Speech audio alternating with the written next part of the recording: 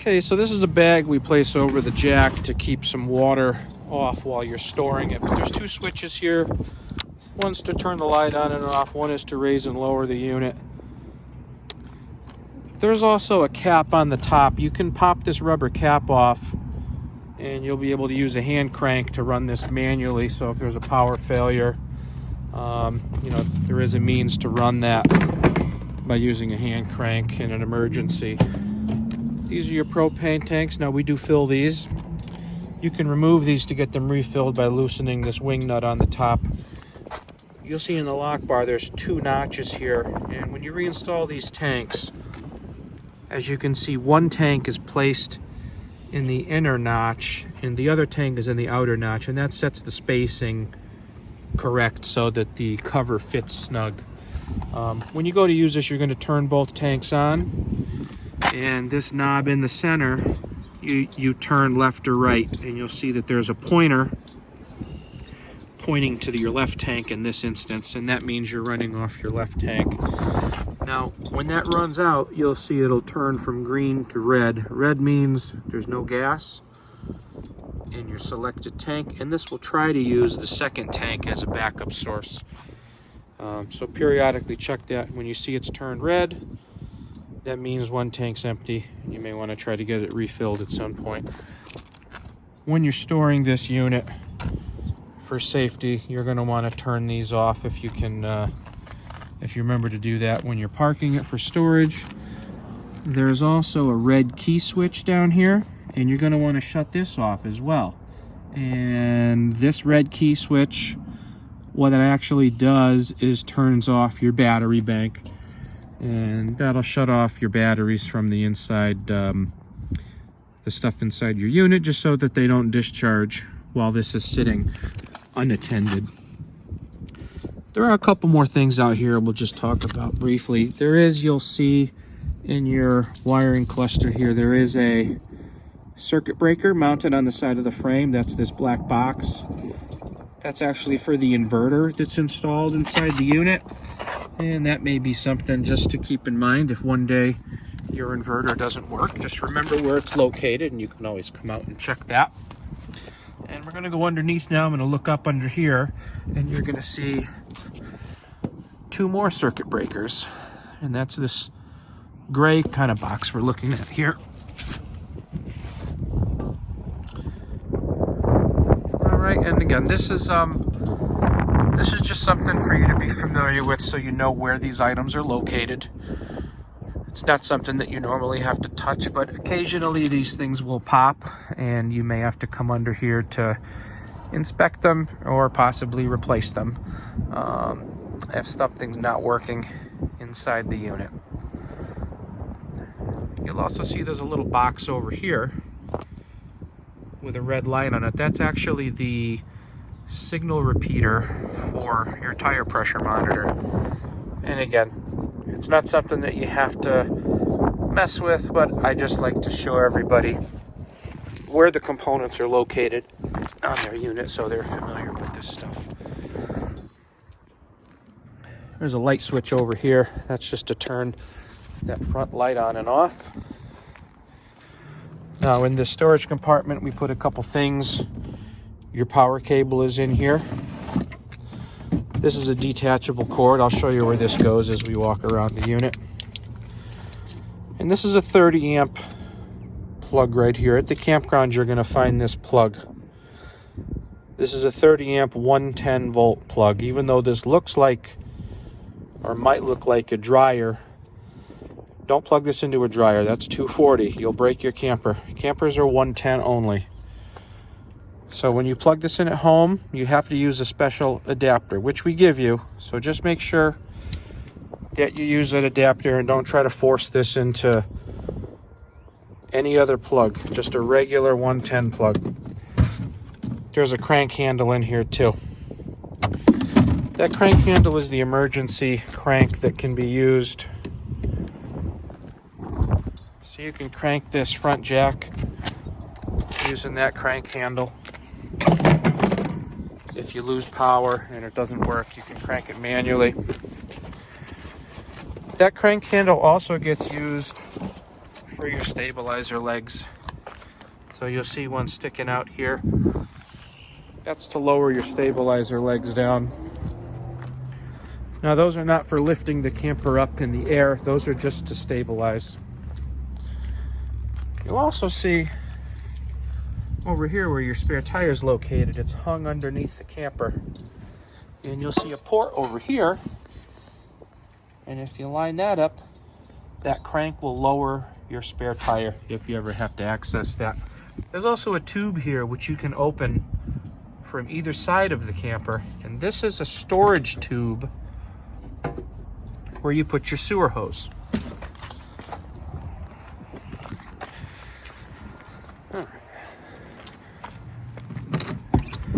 So in here, that's your griddle. That's the box for the griddle. That's the vent for your furnace if you're using the heat inside. These are your refrigerator vents. And up here is the vent for the stove. If you're going to cook inside, there is a flap that you'll have to open. This may not show up in the sunlight, but there's a little tab. And see how this opens and closes now. When you're driving down the road, you just click it shut, okay? And that seals up that flap.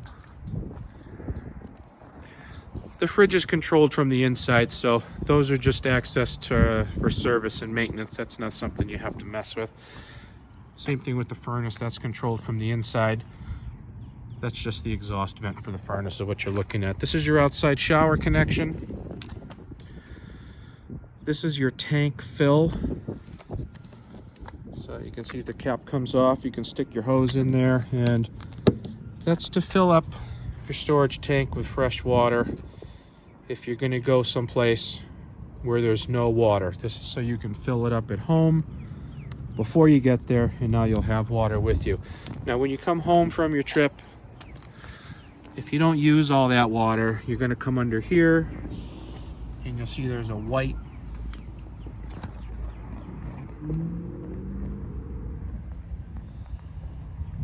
fresh water drain. That drains off your unused fresh water. Now if you walk around to the back, you'll see your other water connection, which is city water. And this is just like a garden hose, except you should use an RV drinking water safe hose, but it's the same connection. You just screw your hose into there, and this is what you'd use at a campground. You just connect your hose in. Now this doesn't fill your tank. This gives you direct water from an outside source. So if you go to a campground, you're probably going to be using this. But if you go to a state park where there's no water, that's when you're going to fill your onboard storage tank. There's a cable inlet, satellite inlet. This bottom port is for winterization. That's an antifreeze inlet. And this top port is your tank flush. This is used to empty, when you empty your holding tanks, which I'll show you in a second, is when you would connect into this. And that's gonna flush your black water tank so it rinses. It's a built-in rinse system. So this would be when you're all done camping now, or when these tanks fill up. You're gonna come over here, you'll see a large gate valve with a black handle, and you'll see a small gate valve with a gray handle. The gray handle is for your sink and shower waste. Black handle is for the toilet waste. And this black water tank, once you hook your hose up and you pull that handle, it's going to start to drain. And that's when, if you have a hose nearby, you're going to want to connect it into this port and allow it to flush. That'll take about a minute or two, and that'll rinse the tank out for you so it's clean. There's a gauge inside, and you'll be able to see when those tanks are full and they need to be emptied as well. Now this is where the water filter is located. This is optional. It does come with a filter. The filter should last you 1 year. After that, if you'd like to buy a replacement filter, you can install it and it goes right back there. So this is the vent for the water heater. And again, this is controlled from the inside, so you really don't have to mess with this. This is just something that, you know, when it's you bring it in for maintenance or to get winterized, that's when we're gonna go in there.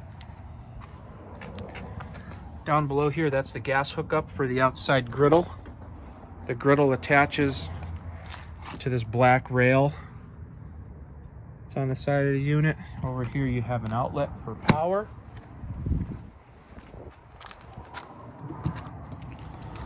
And in here we got your starter kit, which we're going to go over after.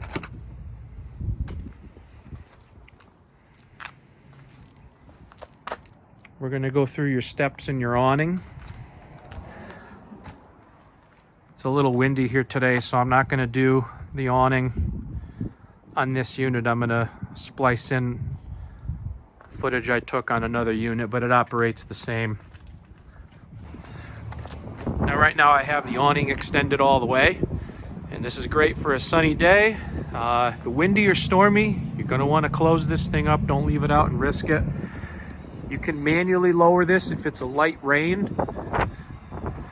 To do that, grab it right here, and you're just going to pull it straight down, and then you tighten this knob.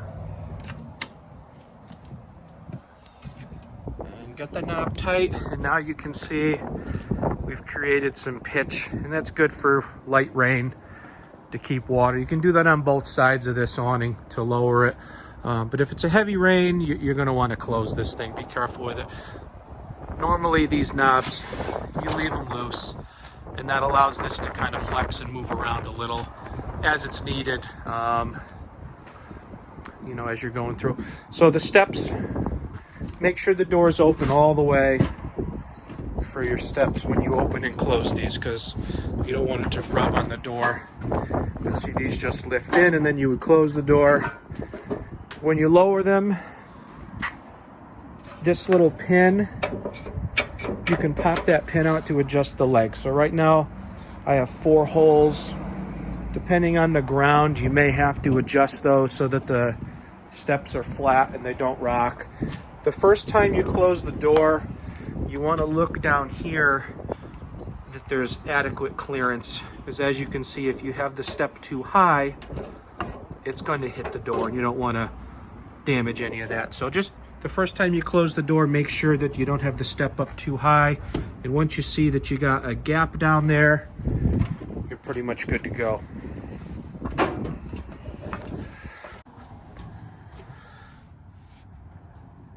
This is the main panel for operates a lot of items in here. You're going to see some light switches over here, interior lights. So that turns on all these ceiling lights. These lights, by the way, there's a button. You can turn them off individually. So if you don't want all of the lights on, you can shut them down individually. There are extra lights. You'll see there's one over here. There's one over here. You can turn these on. You just push the button. So that's the interior light. The porch light is the yellow light that's on the outside.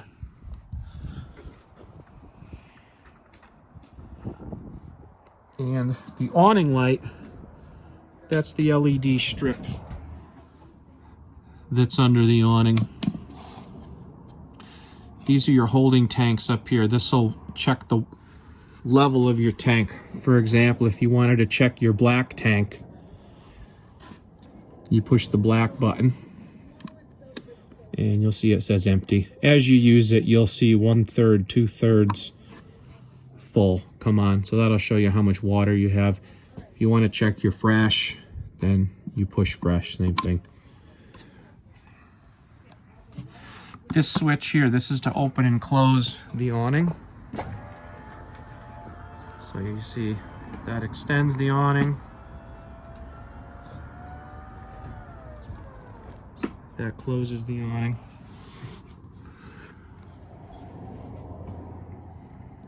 You'll see a pump switch, water pump.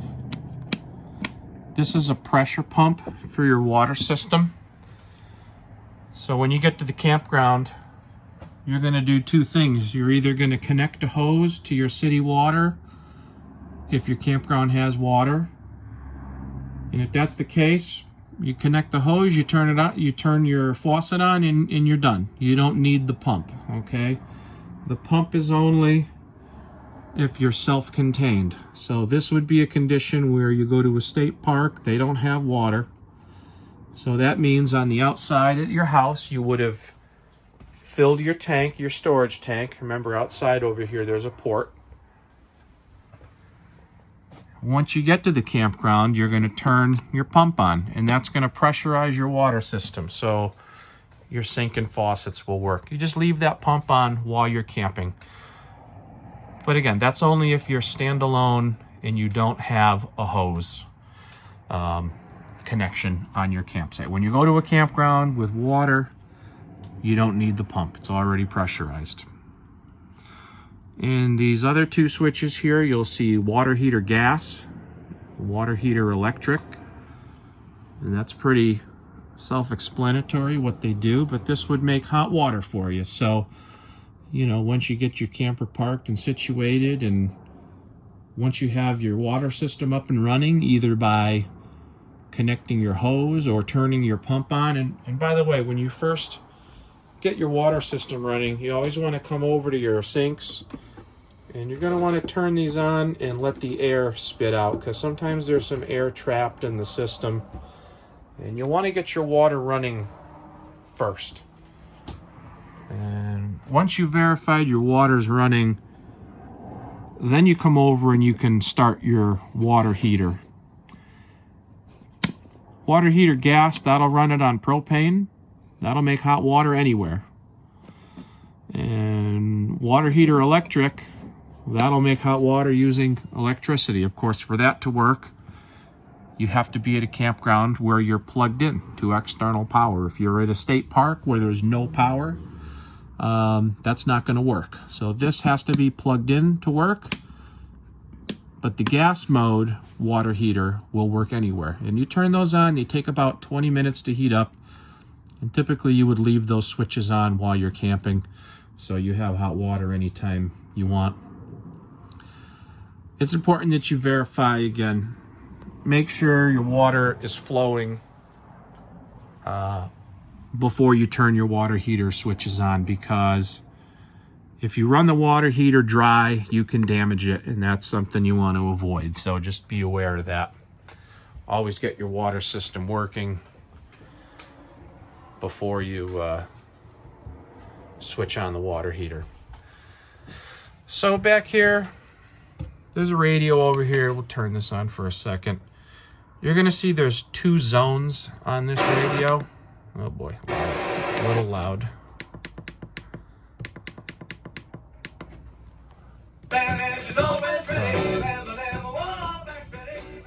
So up top here, you'll see zone 1, zone 2. These turn on and off. You hold them down. They'll turn on and off the speakers. Zone 1 is inside. Zone 2 is outside. Pretty simple. There's also a Bluetooth mode here. If you got music on your phone, you can play that. To turn this off, you just hold this down, and that shuts off.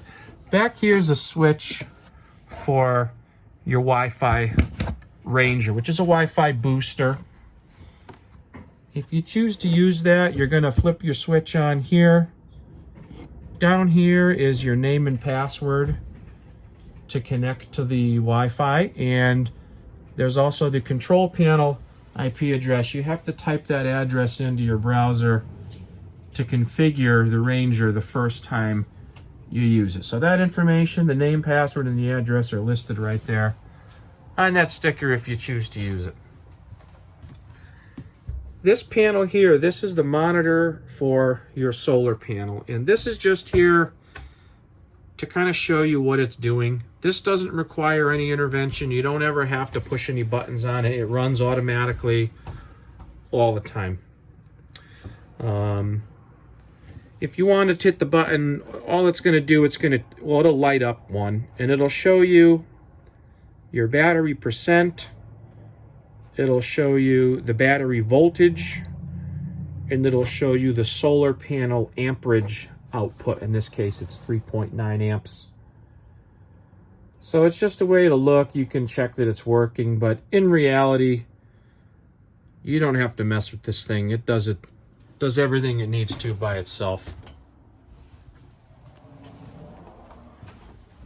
Okay, there's a light switch on the wall here to turn the ceiling light on. There's also a vent here. You can crank this up with the knob, and there's buttons over here to turn the fan on and off. You have to open the lid before you run the fan. And this has a cover over it too. You can leave this open even in the rain, and it's shielded. Okay, this toilet has a foot pedal on the side. And the way this works, you push the pedal halfway, that's going to fill the bowl with water, and all the way will flush. It's important on this toilet, or any RV toilet, that you manually fill the bowl with water before you use it. These do not automatically fill with water like a residential toilet does. So you need to manually hold the pedal halfway, fill the bowl with water before you flush it.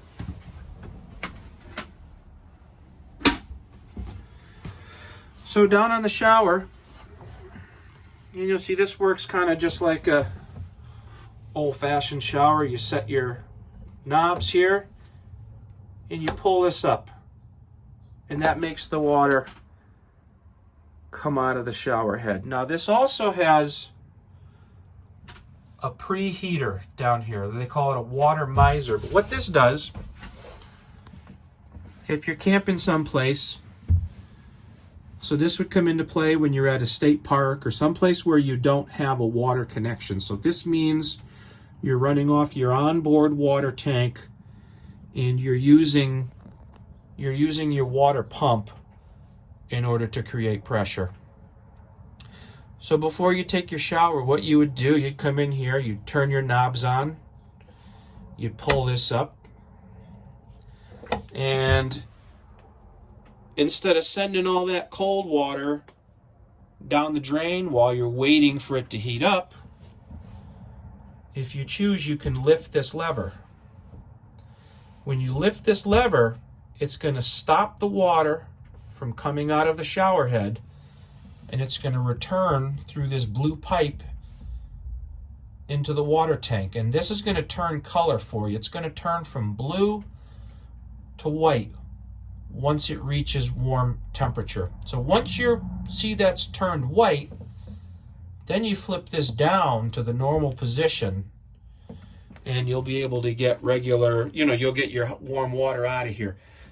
Now, you don't have to use this. This is entirely optional. In fact, when you're at a campground and you're connected to a water source, you cannot use this. It won't function. So this stays in the down position. That's the normal position, where this works like every other shower, in an RV or in a house. But if you're camping someplace, again, where you've got your tank and you're trying to save your water and conserve, this is a really important feature, because normally when you go to take a shower, you turn it on, you're sitting your hand in there, you're waiting for it to warm up because you don't want to step into a cold shower, but you're just sending all that water down the drain, and once it goes down the drain, it's gone. So by flipping this up, it's going to recirculate that water until it's at proper temperature, and that way you step into an instant warm shower, and you haven't wasted any cold water. And you don't have to use that. You can leave it in down position all the time, and it'll function just like a regular shower. So this is the refrigerator. Control panels are on the top here, and this is real simple. There's an on-off switch. You want to use it, you turn it on. You don't want it, you turn it off. These take about 4 hours to get cold, so you do have to turn this on ahead of time and give it a chance to get started.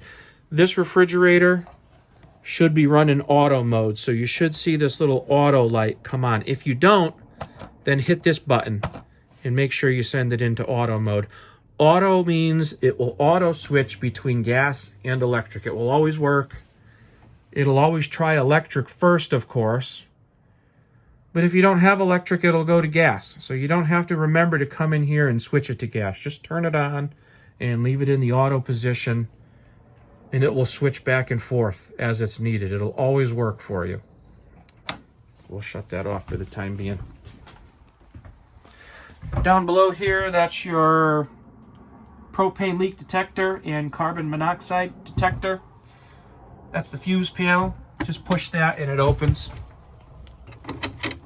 This has all your fuses and circuit breakers in it.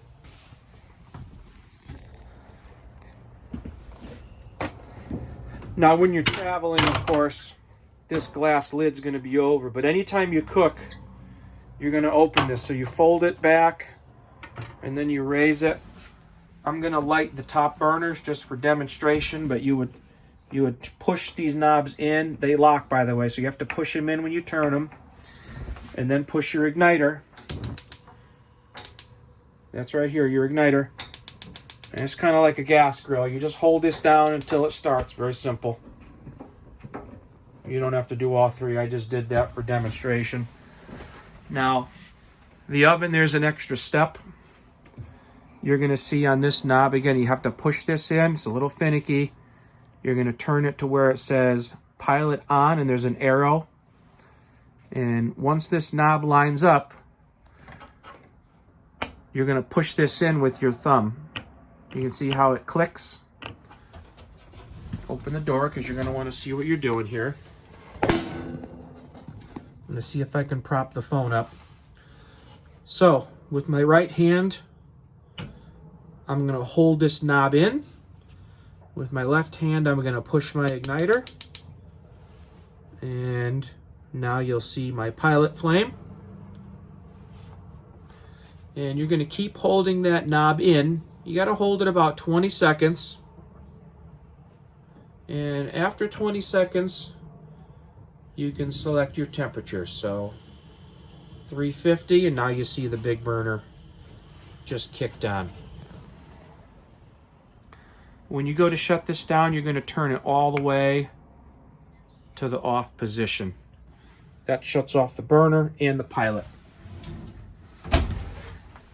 Anytime you're using this stove or oven, make sure the glass is up.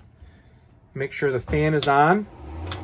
You should have a window open, and remember to open the flap on the outside for your stove vent so you get airflow through here. The oven vent is back here, and this area gets warm when you're using the oven, so make sure you don't put towel or paper plate or anything back there, because that could be dangerous. Make sure the glass is up when you're using the oven. When you're going down the road, you're going to close this thing up like that.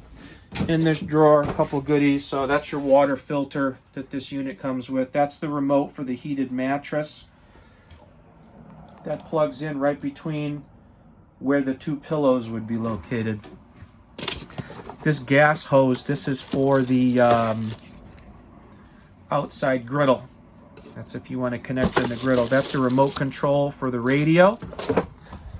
And this is the remote control for the TV, which, by the way, is a 12-volt TV. So this will work even when you're not plugged in. This can run off your batteries, which get recharged by solar. So this will work all the time.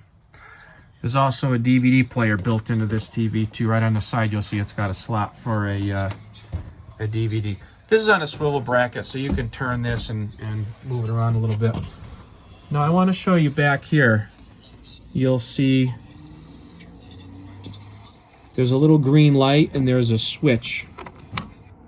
There's a little button, and it turns that light on and off. And what that does, that turns on your antenna for TV. If you go somewhere with cable, you have to switch that off. But over here, we're not using cable, we're just using your antenna. This is to rotate your antenna, by the way, that knob that's on the ceiling. One thing you have to do, you see there's a menu button. Whenever you move this to a new location, you have to go into your menu. You have to go to channel, and you have to go down to auto scan, and you just use the arrow keys on the remote, and you have to run auto scan on this TV in order for it to pick up all your local stations. So you do that once you get the camper situated. Over here we got about 30 stations off that antenna. It works really well. This is the packet here for your tire pressure monitor. There is a suction cup in here to mount it if you want to your windshield. There's also a cable so you can charge it. You'll see there's a little USB port to charge this up. I already charged this for you, so it's good for the time being. There's an on-off switch on this side too. If we click this on, you'll see it lights up. And this is going to indicate your 2 tires on your RV right now. Now, the tire sensors are motion activated, so that's why it's blank right now. But as you drive down the road, you'll see this thing light up, and it's going to tell you temperature and pressure inside your tires. It'll also beep at you if you have a low pressure condition or something like that. So if you hear that thing beep and that's an alarm, it means take a second, try to figure out what's going on with that. Up here's your air conditioner. So there's a filter on the side. You can pop your filter out, clean it. The air comes out over here. There's a little flap in here that opens and closes. Actually, that's what this little lever here is for. You can open and close where the air comes out, either the front or the back. Knobs over here to turn this on. You got high. You can do high fan, or you can do high cool. There's a thermostat here as well you can run. This will set the temperature. You'll figure this out when you see it. It's pretty simple. So this is the thermostat. This is if you want the heat. And this is real simple. You just basically slide this up. And that'll start your furnace. You'll hear it kick on. This will take about a minute or two to heat up. That's where the air comes out, is out of the vent over there. I think there's another vent in the bathroom too, so you may want to have the door open here just to get maybe a little better air circulation. Otherwise it's probably going to get pretty warm in the bathroom. When you shut this down, you just push the temperature down, and also it clicks into the off position, and that's how you know it's shut off. It's going to run for a minute or two. It's going to run a cool down cycle before it starts. So up in the front here, a couple things. There's a USB outlet over here. You know, if you want to charge a cell phone, you can plug that in. There's also, this is the switch to turn your inverter on and off. You just turn it on and off with that switch. What the inverter does, the inverter will take 12 volts from your battery bank and convert it to 110 volts for all your outlets. Okay, so you know, this is great if you wanted to plug in a computer or a small appliance and you don't have electric. So this is going to come into play. That inverter, you're going to use that if you're at a state park. So if you go somewhere where they don't have electricity, that allows you to make your own electricity. That's what an inverter does. Of course, when you're at a campground and you plug your camper in, you're not going to use the inverter. You're going to use their power. But the inverter's there. If you don't have electricity and you want to use something that plugs into an outlet, you can turn on that inverter and produce 110 volts.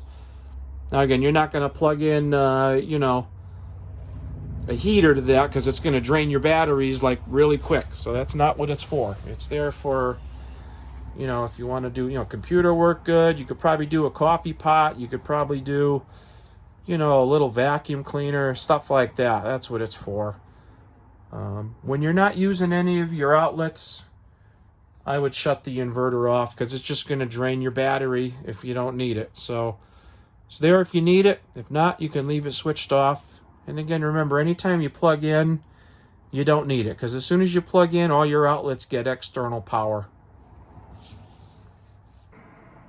I'll show you how to open this Murphy bed. You're going to pull this strap up, and this flattens the couch. That's how you get to your griddle, by the way. It's kind of in a big box. You're going to make sure these locks are undone. And then you you just grab this and lower this down. Be careful you don't pinch your fingers in the hinge there. And that's set down. That's the bed position. When you go to close it, you'll see over here there's a little release knob, and you have to pull this out before you lift it, okay? So you pull this out, and then you're going to lift the bed. And once you start to lift it, you can let go of the knob. A little hard for me to do with one hand, but you get the idea.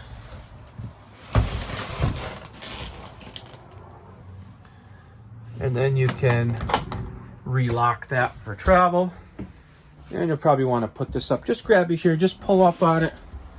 And once you get to here, you might have to reach here and just kind of pop it around to put it back to the couch position. These also have little footrests too. You can pull this, and that sends the footrest up. When you go to close this footrest, I just want to point out, don't push down on here, because you could break it. This has to be rotate to go in. So it, like when your feet are here, if you pull in with your feet, that's gonna, so don't push straight down. You gotta pull in to close it. You check that out the first time, you'll see what I mean. They're a little different from the way a residential one may operate. So when you're driving down the road, you should have this in the locked position. Or of course, if you'd like, you can leave the bed down too. You can certainly leave the bed down when you're traveling, and that's okay too. But if it's up, make sure you remember to put the locks in place. This table also you can make into a bed too. This is sitting on a pole and two little brackets on the wall. The table, if you just grab this and pull it straight up, it'll pop right off. And if you wanted to lay it down, it'll sit right on these little pucks right here and lay flat across. And that's how you can convert that into a extra bed area if you needed to. All right. You guys have any questions, you can call us. If we're not open here, you can also text us, our main number. You can send a text, and I get them right on my phone. Or if I can help you out, I will. And you can also email us as well. Try to check emails on a regular basis. Okay, in the bucket is your starter kit. And I'll go over some of the items in here with you. So this is a wash and wax. This is used on the exterior. This is a non-abrasive cleaner. It's something that's safe to use on the roof, the awning, your car. It's a nice soapy cleaner to use to keep it looking nice. There's also some RV marine toilet paper. Now this paper is special for RVs because when it sits in your holding tank, it will dissolve.